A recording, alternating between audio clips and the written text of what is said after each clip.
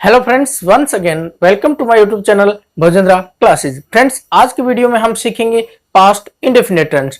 Past indefinite tense को सीखने से पहले मेरे दोस्तों आपको एक बात बता देता हूं कि आप चाहे कोई भी टेंस सीखें, present indefinite, past indefinite, future indefinite, present continuous, चाहे कोई सा भी आप टेंस सीखेंगे तो आपके पास में दो चीजें होना अति आवश्यक है। तो चलिए देखते हैं वो कौन कौन सी दो चीजें होती हैं जिनकी सहायता से हम किसी भी टेंस का सेंटेंस निर्माण कर सकते हैं।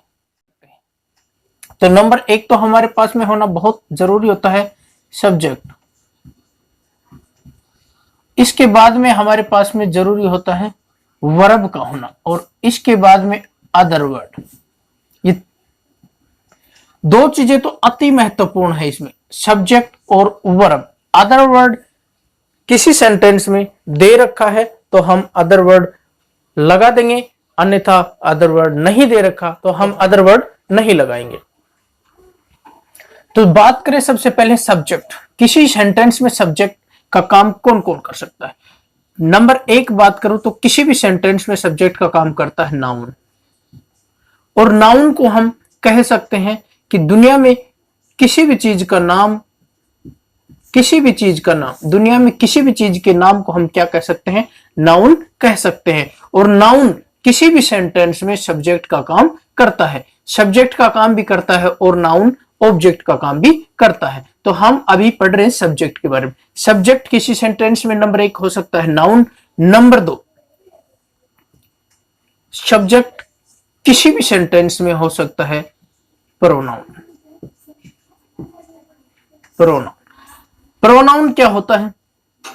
प्रोनाउन बात करें कि नाउन के स्थान पर काम आने वाले शब्दों को प्रोनाउन कहा जाता है। तो अभी हम ये पढ़ रहे हैं कि भाई सब्जेक्ट का काम एक सेंटेंस में कौन कौन कर सकता है। तो नंबर एक नाउन कर सकता है, नंबर दो प्रोनाउन कर सकता है। नाउन तो किसी भी चीज का नाम हो सकता है और प्रोनाउन कौन कौन से होते हैं? प्रोनाउन होते हैं I, we, you, he, she, it, they. ये होते हैं प्रोनाउन जो कि सब्जेक्ट के स्थान पर काम आते हैं। यहां तक आशा करता हूं आप सभी को समझ में आया होगा। नंबर दूसरी बात करें हम वर्ब की, तो वर्ब की बात करें तो वर्ब होती है हेल्पिंग वर्ब होती है HV, और एक होती है मेन वर्ब। तो हेल्पिंग वर्ब की बात करें तो helping verb past indefinite tense में डिड का प्रयोग किया जाता है। Helping verb past indefinite tense में डिड लगाई जाती है और मेन वर्ब की सेकंड फॉर्म का प्रयोग पास्ट इंडेफिनिट टेंस में किया जाता है। हमारे पास में सब्जेक्ट है, वर्ब की नॉलेज हमारे पास में है, वर्ब का ज्ञान अब हम प्राप्त कर चुके हैं कि हेल्पिंग वर्ब और main verb. Helping verb did का प्रयोग किया जाता है और मेन वर्ब की सेकंड फॉर्म का प्रयोग किया जाता है। तो अब हमारे पास में सब्जेक्ट भी है और वर्ब भी है। अदर वर्ड अगर हमारे पास में है तो हम लगा देंगे, अगर नहीं है तो हम नहीं लगाएंगे। ये हमारे पास में होना बहुत जरूरी है, सब्जेक्ट और वर्ब। अब मैं आपको कुछ सेंटेंस बनाकर दिखाऊंगा हिंदी वाक्यों से। इंग्लिश वाक्य हम बनाएंगे, तो आप वीडियो को पूरा देखना। अगर वीडियो का टॉपिक समझ में आए तो वीडियो को लाइक करना, शेयर करना और मेरे चैनल भोजेंद्रा क्लासेज को सब्सक्राइब जरूर करना। और हाँ, बेल आइकन अवश्य दबाना, क्योंकि मेरे आने वाले हर वीडियो का नोटिफिकेशन आप तक सबसे पहले पहुंच पाए और आप मेरे वीडियो को सबसे पहले वॉच कर पाए। अब मैंने आपके लिए दो वाक्य लिखे हैं और दोनों ही वाक्य पास्ट इंडेफिनिट टेंस के लिखे हैं। अब आपको कैसे पता चलेगा कि ये जो वाक्य लिख रखे हैं, या फिर कोई भी वाक्य आप देखते ही पता लगे कि आपको कि ये पास्ट इंडेफिनिट टेंस का है, तो आपको कैसे पहचानेंगे, आप कैसे आपको पता लगेगा? तो सबसे पहले मैं आपको बता दूं कि किसी भी हिंदी वाक्य के अंत में देखो, यहां पर देखो पहचान क्या है पास्ट इंडेफिनिट टेंस को पहचानने की। किसी भी हिंदी वाक्य के अंत में क्या होना चाहिए? या, ये, ई, आ, बड़ी ई और ए। ये जो अक्षर है ये आपको किसी भी हिंदी वाक्य के अंत में अगर दिखाई दे तो आपको कन्फर्म आपको ये समझ लेना चाहिए कि वो पास्ट इंडेफिनिट टेंस का वाक्य है। तो यहां पर इसमें या दे रखा है, यहां पर इसमें या दे रखा है। तो अब हम बनाकर देखते हैं इनका हिंदी से इंग्लिश का वाक्य। देखते हैं सबसे पहले किसी भी हिंदी के वाक्य को इंग्लिश में बनाते हैं तो सबसे पहले हमारे पास में होना चाहिए सब्जेक्ट। देखो यहाँ पर ये मैंने लिख रखा है, इनको 4 प्रकार के जो सेंटेंस बनाए जाते हैं। एस का मतलब सिंपल, एन का मतलब नेगेटिव, इंटेरोगेटिव, इन का मतलब इंटेरोगेटिव, और आई का मतलब इंटेरोगेटिव, और एन का मतलब नेगेटिव। इंटेरोगेटिव, नेगेटिव, ये 4 प्रकार के वाक्य बनाए जाते हैं। तो सबसे पहले हम सिंपल वाक्य बनाते हैं। ही को कहते हैं वह को कहते हैं ही।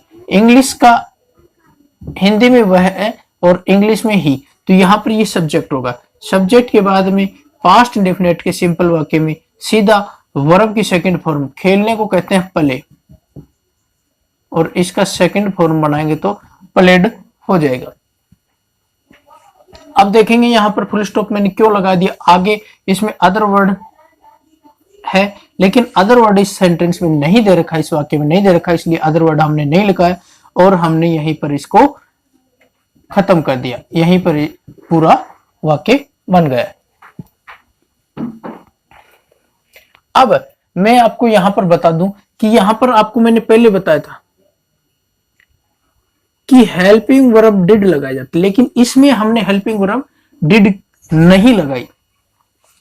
तो आप यहां पर कंफ्यूज होंगे, लेकिन आपको कंफ्यूज नहीं होना है। मैं आपको बता देता हूं कि देखो, प्रेजेंट इंडेफिनिट टेंस और पास्ट इंडेफिनिट टेंस, ये 12 टेंसों में 2 ऐसे टेंस हैं जिनमें सिंपल वाक्य, प्रेजेंट इंडेफिनिट टेंस का सिंपल वाक्य और पास्ट इंडेफिनिट टेंस का सिंपल वाक्य, इन दोनों ही टेंसों के सिंपल वाक्य में हेल्पिंग वर्ब का प्रयोग नहीं किया जाता है। यहां पर आपको दिमाग में ये बात घुसा लेनी है। तो चलो इसके बाद में हम बात करते हैं दूसरे सेंटेंस की। मैंने का मतलब है आई। यहां पर देखो दोनों ही जो सेंटेंस मैंने लिखे हैं, दोनों ही वाक्य में लिखे हैं, ये सिंपल वाक्य लिखे। मैंने लिख लिया, मैंने का सब्जेक्ट आई के बाद में हम वर्ब की सेकंड फॉर्म लिखने को कहते हैं राइट की सेकंड फॉर्म WROTE, राइट की सेकंड फॉर्म होगा wrote, WROTE, write, wrote, written. मैंने लिख लिया। अब इसके बाद में अदर वर्ड इसमें दे ही नहीं रखा, तो हम कहां से लिखेंगे, तो ये वाक्य पूरा हो गया। इस प्रकार से ये 2 वाक्य आपको मैंने बनाकर दिखाए। इसके बाद में मैं आपको एक बात और बता देता हूं पास्ट इंडेफिनिट टेंस के बारे में। पास्ट इंडेफिनिट टेंस के वाक्य जो होते हैं उनके अंत में समय दिया हुआ होता है। लास्ट, एगो, यस्टरडे, ये कुछ वर्ड होते हैं जिन वर्डों की सहायता से हम पहचान पाते हैं इंग्लिश वाक्यों को कि ये वाक्य पास्ट इंडेफिनिट टेंस के होते हैं। चलिए 2-4 वाक्य ऐसे भी बनाकर देखते हैं जिनमें समय दिया होता है। तो 2 वाक्य मैंने आपके लिए और लिखे, उन वाक्यों से आप समझेंगे कि किस प्रकार से पास्ट इंडेफिनिट टेंस में समय, लास्ट, यस्टरडे ये दिया हुआ होता है, और आपके देखते ही ये बात समझ में आ जाती है कि ये पास्ट इंडेफिनिट टेंस का वाक्य है। चलो देखते हैं पहला वाक्य, वह कल का मतलब क्या होता है, हिंदी में कल को कहते हैं यस्टरडे। अब यस्टरडे जहां पर दिखाई दे तो आप समझ लेना कि वो पास्ट इंडेफिनिट टेंस का वाक्य है। वह कल दिल्ली गया था, तो ही वेंट, ये वर्ब की सेकंड फॉर्म, क्योंकि पास्ट इंडेफिनिट टेंस में कौन सी वर्ब की फॉर्म लगती है, second. He went to DELHI, Delhi, yesterday, कब गया था, यस्टरडे, दिल्ली गया था। दूसरा वाक्य, मैंने 2005 में 10th पास की थी। मैंने I passed my 10th class, my 10th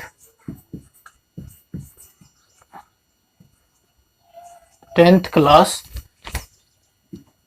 in 2005। यहां पर देखिए ये समय दे रखा है और अंत में की बड़ी ई दिखाई दे रहा है ना, की ईरा, देखो यहां पर गया या दिखाई दे रहा है ना, या, तो ये वाक्य किसके हैं, पास्ट इंडेफिनिट टेंस के हैं और इस प्रकार से बनाए जाते हैं। I passed my 10th class in 2005, ये बना लिया हमने। तो इन्हीं के अगर हम नेगेटिव, इंटरोगेटिव और इंटरोगेटिव नेगेटिव सेंटेंस बनाएंगे तो उन तीनों ही सेंटेंस में हम हेल्पिंग वर्ब डिड का प्रयोग करेंगे। ये फॉर्मूले आपको जरूर लिख लेना कॉपी में, सब्जेक्ट वर्ब की second form, other word, negative subject helping verb note verb की फर्स्ट फॉर्म। अब देखिए यहाँ पर इसका जब हम नेगेटिव वाक्य बनाएंगे तो देखो यहाँ पर आई डिड नॉट पास्ट, क्या ये पास्ट सही है?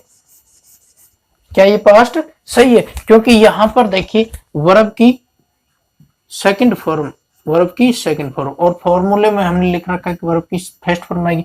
यहां पर वर्ब की फर्स्ट फॉर्म क्यों आई और सिंपल वाक्य में वर्ब की सेकंड फॉर्म क्यों आई, ये आपको ध्यान में रखना है। क्योंकि देखिए यहां पर नेगेटिव जब वाक्य हम बनाते हैं तो ये डिड है हेल्पिंग वर्ब, ये वास्तव में वर्ब की सेकंड फॉर्म भी है, वर्ब की सेकंड फॉर्म भी होती है, जैसे डू, डिड और डन। देखिए यहां पर डिड वर्ब की सेकंड फॉर्म है, इसलिए एक ही वाक्य में हम दो वर्ब की सेकंड फॉर्म नहीं लगा सकते, क्योंकि यहां पर वर्ब की सेकंड फॉर्म का काम ये नहीं कर रही है, ये हेल्पिंग वर्ब का काम कर रही है, फिर भी यहां पर ये वर्ब की सेकंड फॉर्म तो है, काम ना कर रही है, वर्ब की सेकंड फॉर्म के रूप में काम नहीं कर रही है, लेकिन ये वर्ब की सेकंड फॉर्म तो है, इसलिए एक वाक्य में हम दोबारा से वर्ब की सेकंड फॉर्म नहीं लगा सकते। तो इस प्रकार से वर्ब की सेकंड फॉर्म हम केवल और केवल पास्ट इंडेफिनिट के सिंपल वाक्य में लगाएंगे, उसके बाद में हम डिड प्लस वर्ब की फर्स्ट फॉर्म लगाएंगे, चाहे इंटरोगेटिव वाक्य हो चाहे नेगेटिव हो, नेगेटिव इंटरोगेटिव वाक्य हो। तो आशा करता हूं आज का वीडियो आपको समझ में आया होगा। वीडियो को पूरा देखने के लिए आप सभी का धन्यवाद, और वीडियो को लाइक शेयर और सब्सक्राइब अवश्य करना।